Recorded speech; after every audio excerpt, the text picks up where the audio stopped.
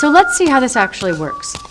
Let's say you're walking down the street, minding your own business, and suddenly a thought pops up, like, a cigarette would taste great right now. It's like a rock in the road and you didn't see it, so you trip on it. What happens next is really important. If you can note it as thinking, you can quickly regain your balance without falling down. If you aren't paying attention and you don't notice it as a thought, you might likely start to fall down a deep, dark hole into the mud. That thought is like starting to play in the mud. Perhaps you start thinking, yeah, a cigarette would be really good right now. I've been so good at cutting down. Just one cigarette just won't hurt. You've just picked up a clod of mud and started playing with it.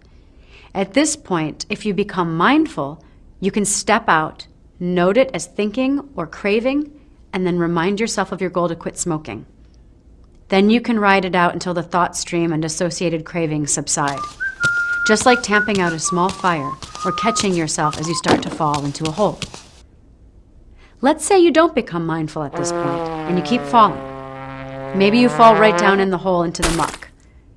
You pick up a cigarette and you smoke it. What now? Well, again, you could acknowledge it and step out by looking closely at what you actually got from smoking. Was it really worth it? See what you can learn from it. Remember that smoking doesn't actually taste as good as you remembered. This is like climbing out of the hole and washing yourself off. But what actually happened? You started thinking, I can't believe I smoked. This is too hard. I'm never going to quit. This is like jumping up and down in the mud and crying about the fact that you're muddy.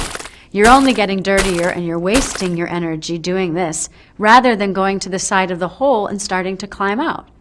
Or you might think, screw this, and just start smoking a bunch of cigarettes, which is, of course, like wallowing in the mud. This moves you farther away from your goals. Here, too, you can note frustration, self-judgment, worry, fear, or whatever comes up. Make sure you see clearly what you've gotten from smoking, and even what you've gotten from beating yourself up after you lapse.